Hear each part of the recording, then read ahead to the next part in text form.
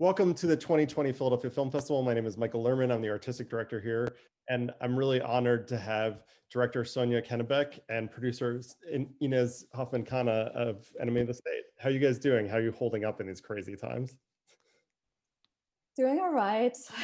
These Hanging are in indeed there. crazy times. Yeah, hanging in there. Thank you. But thanks for having us.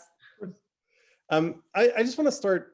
When did you first become aware of Matt DeHart's story? Like, when was that kind of when did the project start for you? Oh yeah, we both remember quite well. It was actually during the production of our previous film, National Bird, and we'd heard about this family with a hacktivist hacker son who crossed the border to Canada and applied for political asylum. And we kind of looked into the story, and I remember talking to Ines about it, like, oh, this is really, like interesting, and it looks like, government overreach, and should we consider covering it? And also one of the other things we heard that was that Matt DeHart, the hacktivist at the center of Enemies of the State, also worked with military drones, and our previous film National Bird was about the drone program.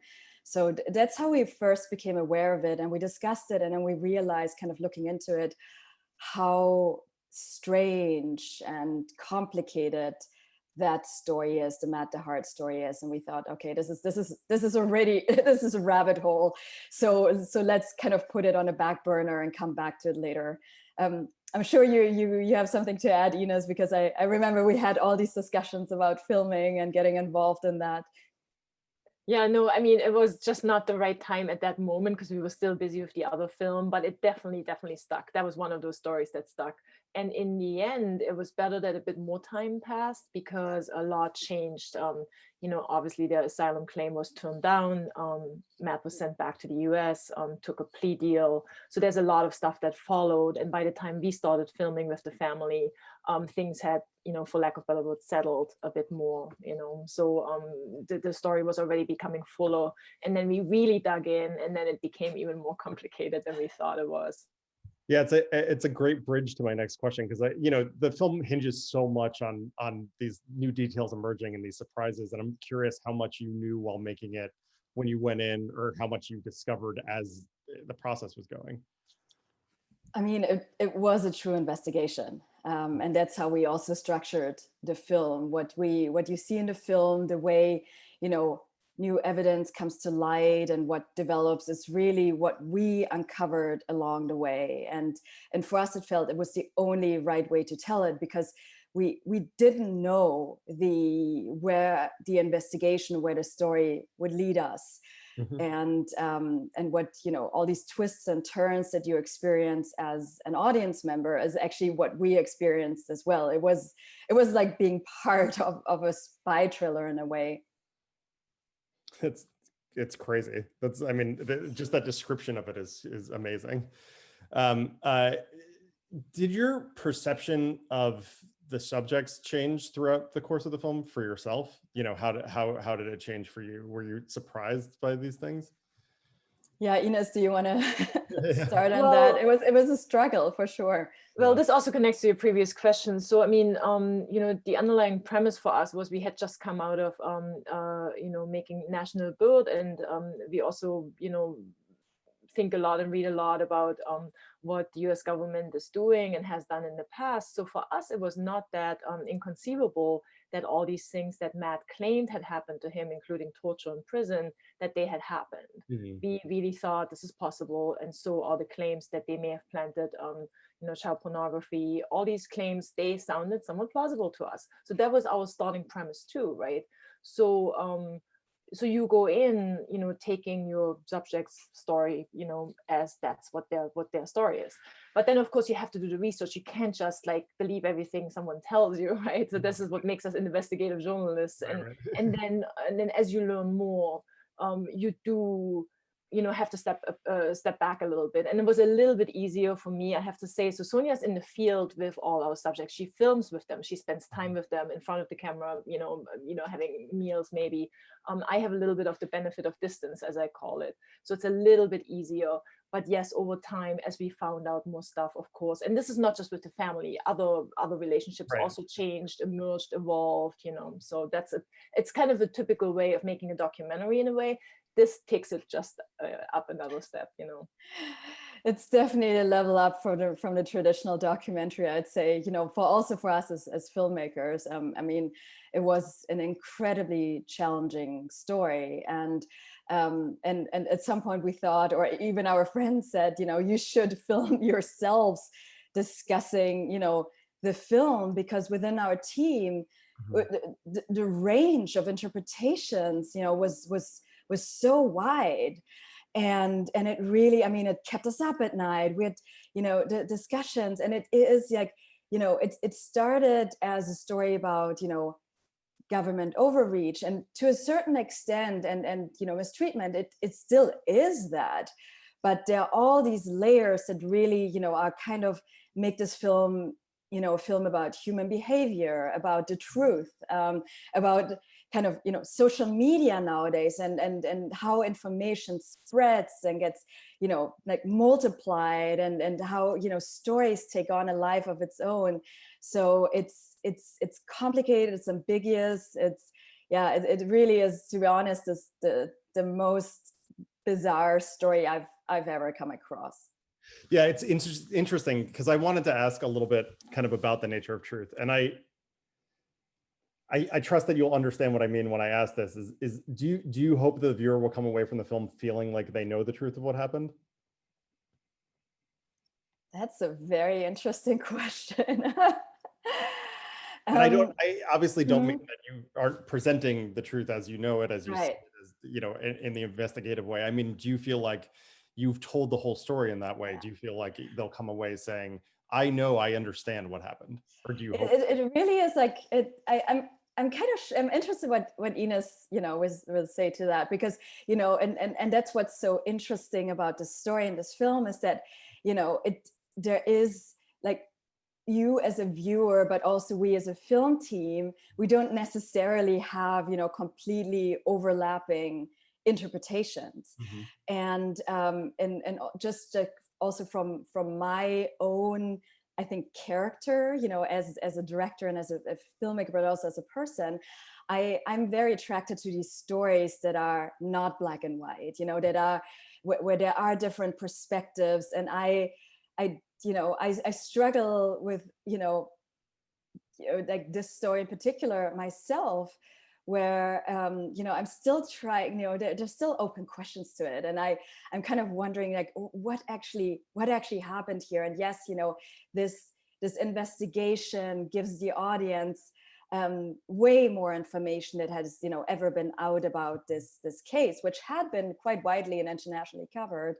But there is still an amount of secrecy and government secrecy and ambiguity. But yeah, I'm very curious about, Ines's answer to this. We have some, like, we think we have arrived, it's some truths, but yeah, it's not necessarily entirely overlapping. I mean, we always say the only one who really knows the truth is Matt. Yeah. Right. And as you see in the film, at that point, he wasn't really willing to sit down for his interview. And, even if he had given Sonia the interview, we experienced a certain amount of framing and spinning, and, which is a natural human desire to make your story palatable. Right. So who knows what would have happened in the interview. But deep down, the truth is with Matt knows what happens. Right. And we can only present what we have and what we find. And then what we noticed is after the first reviews came out and we talked, and this is hard right now in COVID times because we can't interact with our audience at Q&As, right? So that's really sad. But what we found is that depending on where you come from as a person, what you bring to the story, that's also a little bit what you take away from it. So there's some people who really don't like the ambiguity. They're really like disappointed with like that there is no silver platter, nice bow at the end that tells you exactly what happened. And then there are other people who really appreciate how difficult this is and that multiple things can be true at the same time, right? and that all kinds of people had different agendas and told us what they wanted us to, so people, a lot of people appreciate that part of it, but there are some people who really would like to have a straightforward answer, and that's something that we can give them. Right.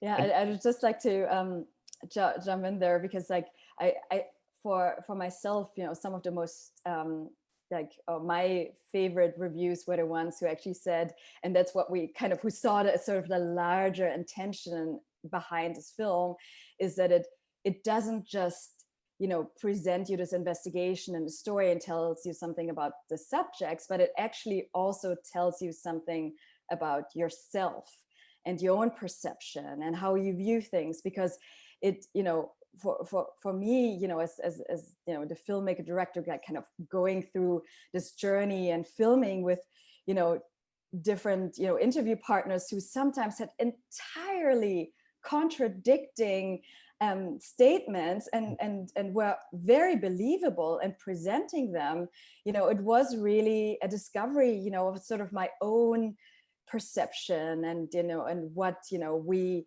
kind of think when going into a story, and where we think the story will lead us. And I think it's really important.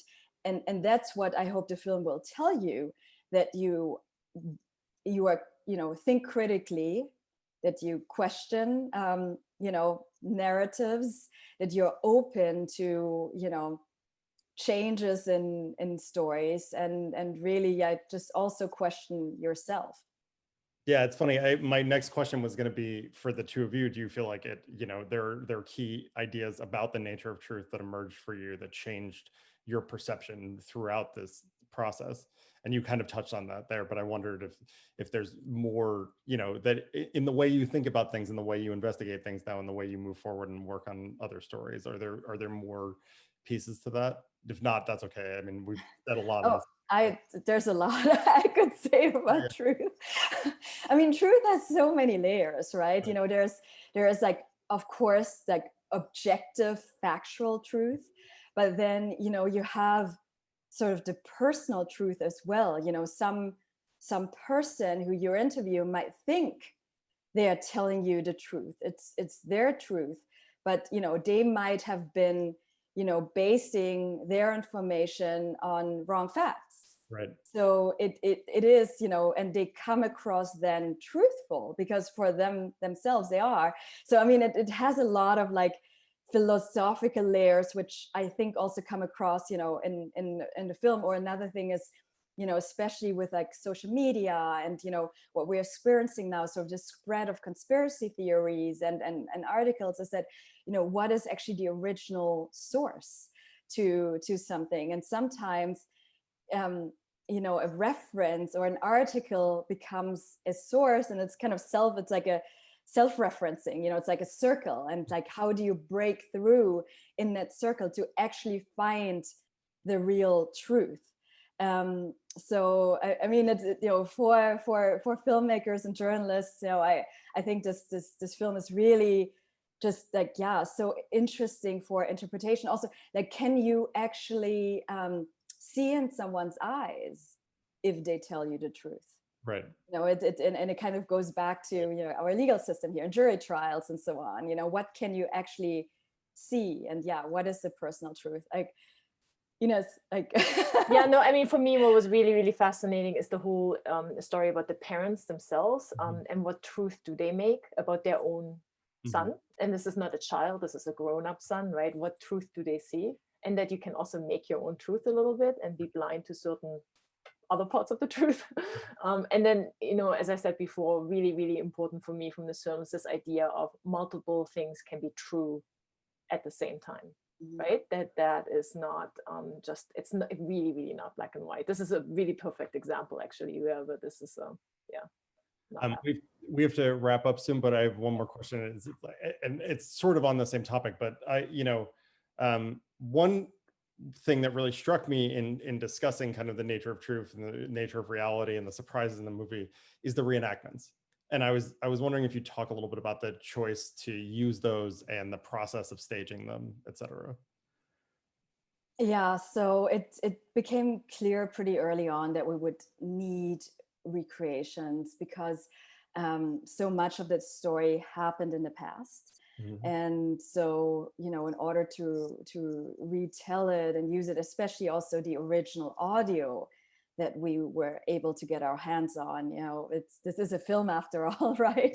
Yeah. So we really wanted to use this sort of full scope, and there's a lot in the images that also, you know, transport elements of the story. It is recreated like based on, you know, all the information we could find. So and whenever it was possible, we tried to film on locations. You know, we really have to give a lot of credit for the visual, you know, style to our cinematographer, director of photography, Torsten Lapp. And then also, and some reviews have described it as a feat of editing, which is, you know, from our editor Maxine Gödecke, because you know what you see in the film is the original audio, and then we recreated the video to it, the film, but it's lip synced. So that was really, you know, our editor, you know, using her magic to create that. It's amazing. Thank you. It was like, Ines, like, I think, I don't know if we have time, but it's like, I mean, this was a little bit of a guerrilla production. And yeah, I mean, this is an independent film. We have very, very, very little money. So to make it look really nice and really good, and you know, the production value we had, that was very, very, very difficult, you know. Yeah. I mean, yeah. Yeah, I mean, you know, the other thing that struck me was kind of, you know, the role and maybe the influence or not, you can tell me, of Errol Morris in the film, you know, and kind of that the trajectory, the history of that version of documentary storytelling, and what that lineage, where this film fits into that lineage. Yeah, I mean, you know, I am a big fan of Errol Morris's work, and when we kind of, you know, realize sort of rabbit hole of the story and the he said, she said of it and so on, you know, we immediately thought about Thin Blue Line, right, which, you know, really goes also into the issue of, you know, truth and what is, you know, people's like different and contradicting truth. So, you know, there's certainly a reference to it. But yeah, I mean, what we felt in sort of in our own story, and you know, we as a team, actually as a production team, have worked together for many years, you know, over multiple projects, and you know, I do think we have developed, you know, our own style where we continue, you know, our previous film National Bird, our film that is currently in final production, United States versus Reality Winner. And if you kind of look at our body of work, you will see a lot of similarities in what we do, even though the styles on the surface are different. There's a sort of an overarching, you know, storyline around, you know, like post 9/11 security state, yeah, that comes across. And sometimes a film kind of tells you what it wants to be, right, and how it needs to be right, told. Like I mean, it takes you a while to get there. I'm making it sound easy, but like eventually you get there because you realize this is how this needs to come across. So right. so you get there eventually. It's a process, but the film will, the content will tell you kind of where you should go. Right. Well, we need to wrap up, but I want to thank you guys so much for coming and sharing the film and speaking with us. I really appreciate it. Thanks so much. Thank you so much.